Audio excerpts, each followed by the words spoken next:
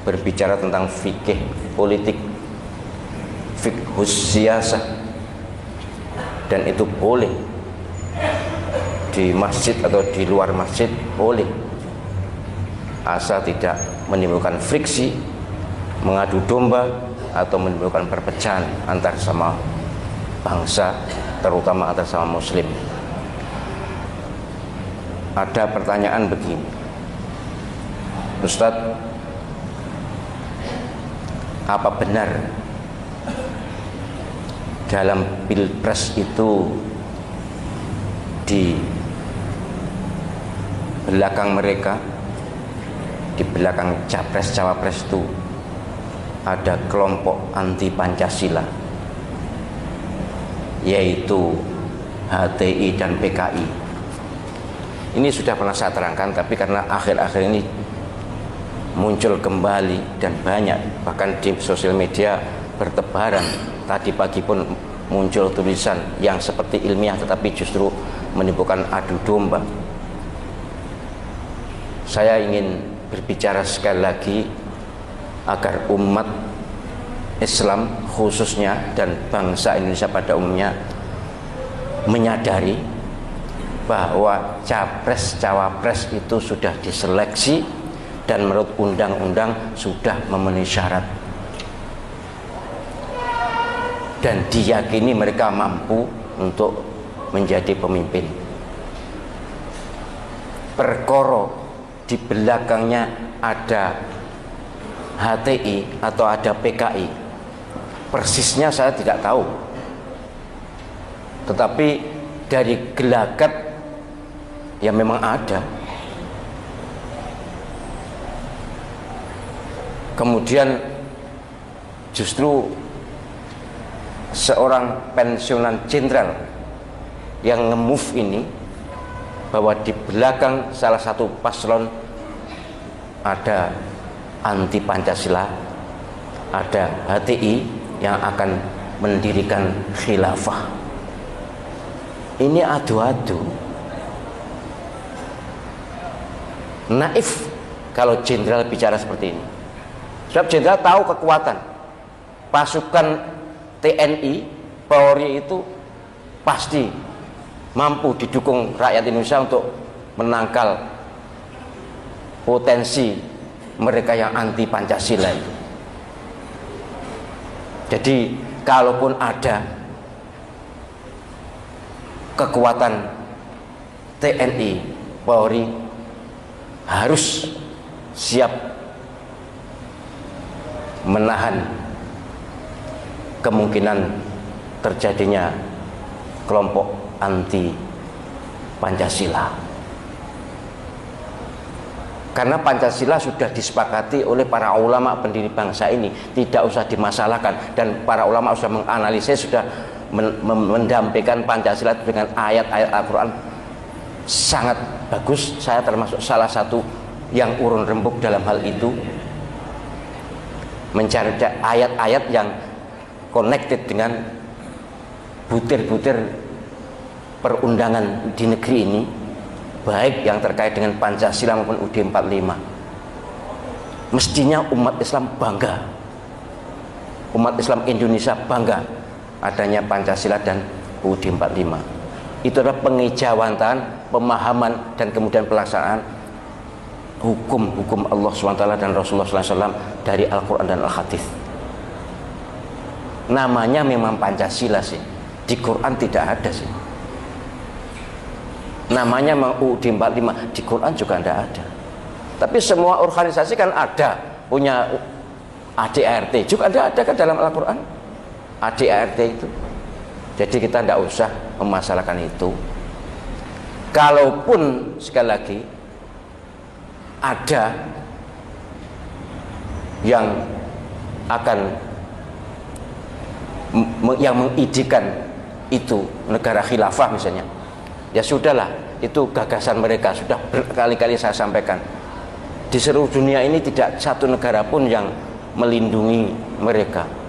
Tidak ada negara pelindung mereka, tidak ada. Kita tidak boleh anti orangnya, saudara kita sama muslim. Kalau tidak senang HTI misalnya, ya tidak senang aja lah, tidak usah benci orangnya. Dan sekali lagi, apa yang digagas HTI baru gagasan, belum tindakan. Tentang PKI, kalau PKI pasti tidak ada, karena sudah dibubarkan, sudah dilarang. Tapi embrio PKI, yes.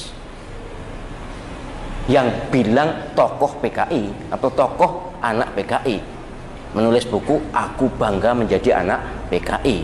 Kemudian akhir-akhir ini saya senang kalau PKI bangkit. Itu eksplisit.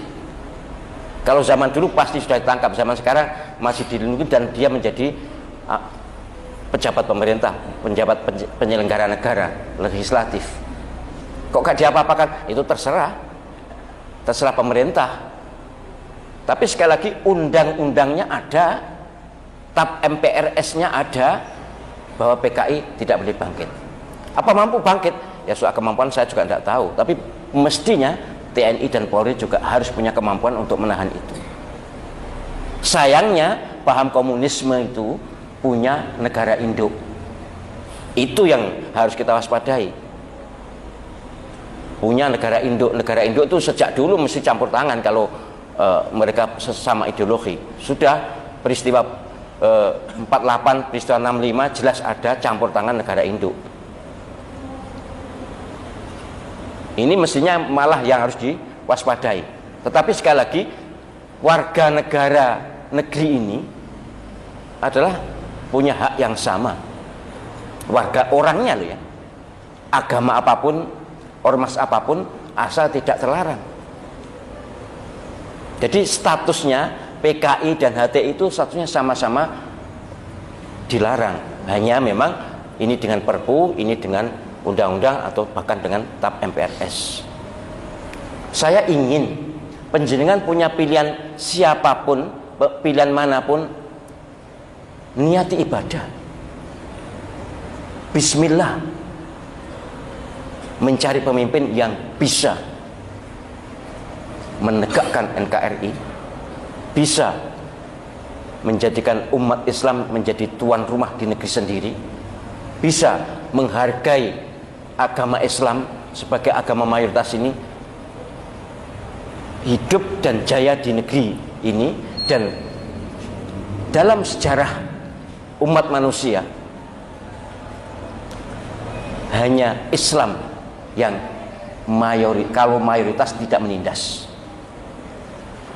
Dalam sejarah umat manusia, mayoritas umumnya menjadi penindas terhadap minoritas. Sudahlah panjenengan baca sejarah manapun sudah, kecuali Islam. Umat Islam, penguasa Muslim tidak pernah melakukan penindasan terhadap minoritas. Agama minoritas akan nyaman dan aman di bawah naungan umat Islam mayoritas. Sehingga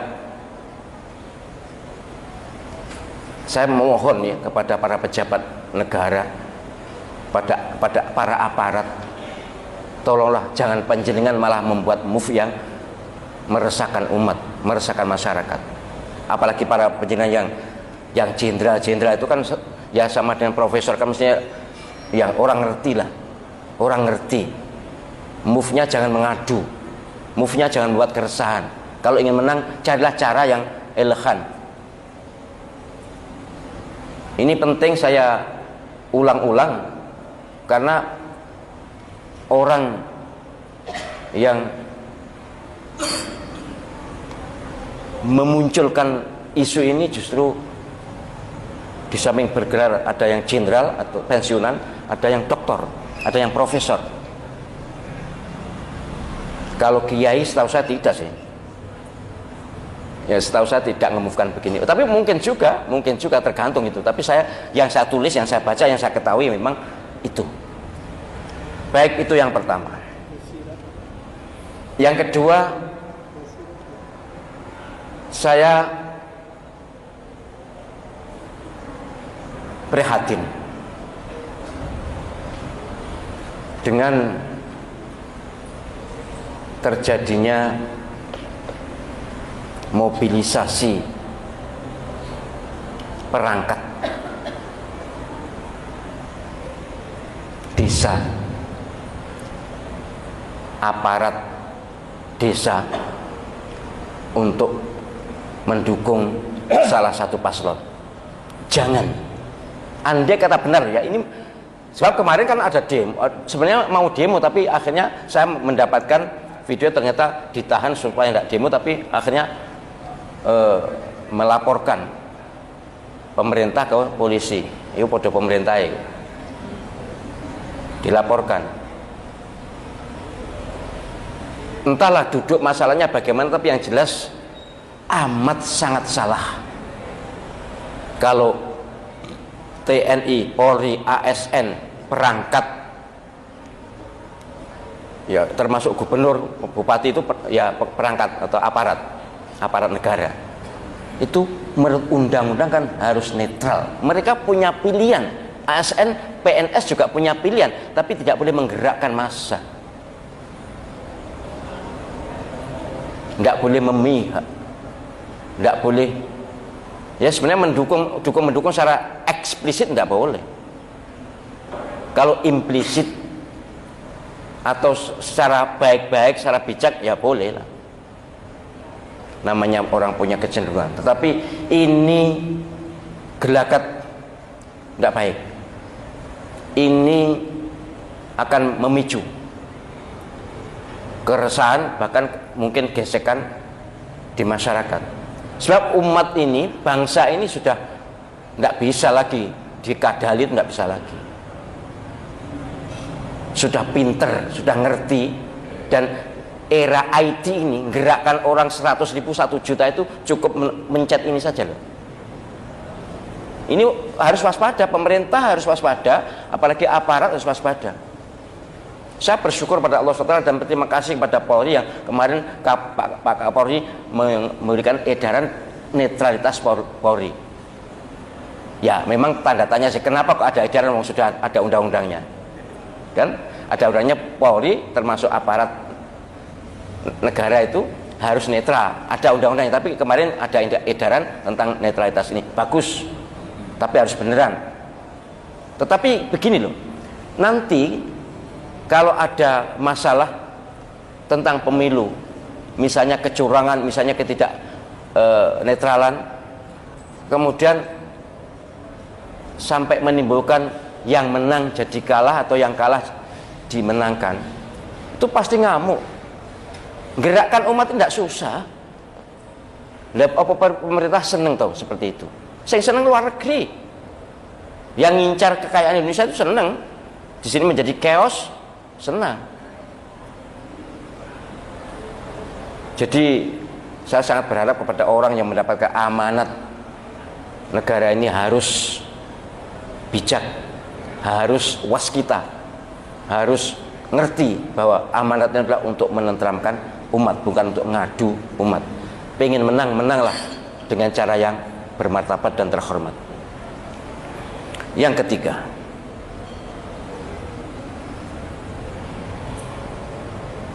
dalam kaitannya dengan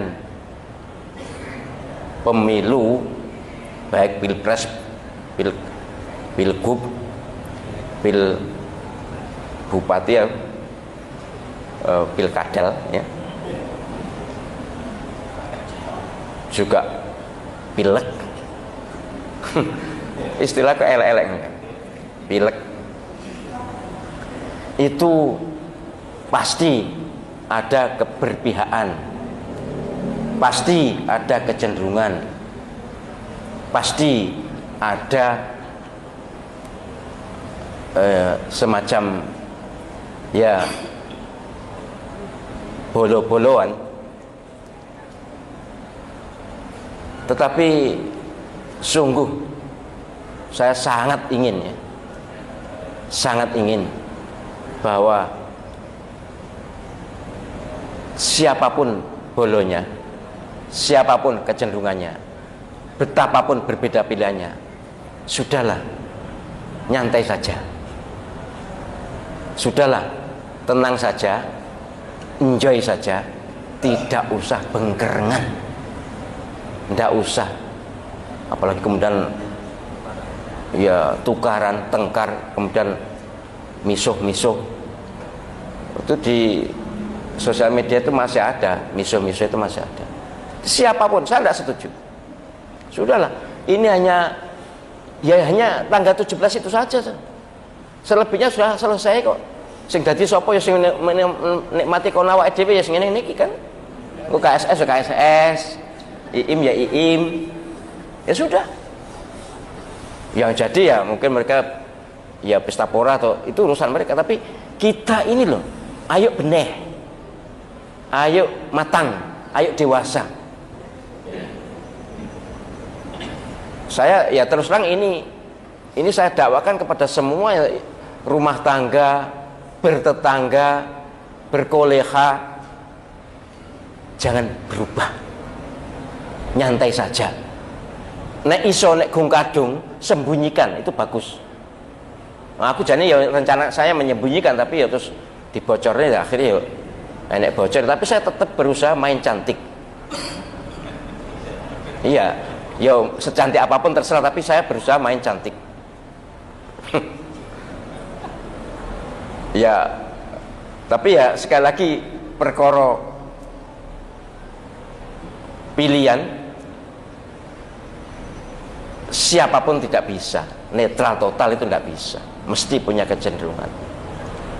Dan kecenderungan itu saya harap mari kita jadikan ibadah, nilai ibadah. Ikut pilpres besok itu loh, pilpres dan berapa item itu, pilpres, pilgub, kemudian pil bupati, pil wali, kemudian PD, iya PD ya, PD itu apa? DPD, oh ya DPD, kemudian DPR, DPRD, provinsi, DPRD, kabupaten kota. Wah akeh banget. Iku kira-kira berapa? 5. Iku mari wong sitok mari piro iku? Suwi lho iku. Jek ndelok sapa calone nek gung disiapne dari sekarang kok dideloknya kono sing ayu ndi sing ganteng ndi kan gitu. Ayu kelakuane, ganteng kelakuane. Nek wonge wis mbo wis. Tapi harus bernilai ibadah. Harus berpahala. Harus mendatangkan ridha Allah Subhanahu wa taala. Hati ini harus bersih. Bismillah, nawaitu ibadah, milih pemimpin. Jadi ini pesan yang akan saya viralkan supaya kita tidak sia-sia. Ini ibadah besar. Milih pemimpin itu ibadah besar. Karena menyangkut nasib banyak orang. Kalau pilihan kita benar dapat pahala benernya, kalau pilihan kita salah kita tidak berdosa. Ya kalau pilihan kita salah tidak berdosa. Kalau sudah tindakan apa? Hatinya bener, tapi nek kesogok ya jingkat-jingkat itu. Kesogok milih krono fanatisme buta, wis pokoknya gak ini gak, pokoknya wis, aku gak ngerti mbok memperjuangkan Islam atau ndak. Oh, kalau itu ya akan diminta pertanggungjawaban. Tapi kalau nawa itu bismillah, bela Islam, kaum muslimin, bela bangsa Indonesia, demi martabat bangsa, kedaulatan bangsa ini jangan sampai dijajah baik secara ekonomi maupun secara militer oleh negara lain, akan menjadi ibadah, bernilai ibadah dan berpahala. Harus itu. Ini tak ulang-ulang supaya orang menyadari dan nanti diviralkan supaya makin banyak yang bisa menata hati.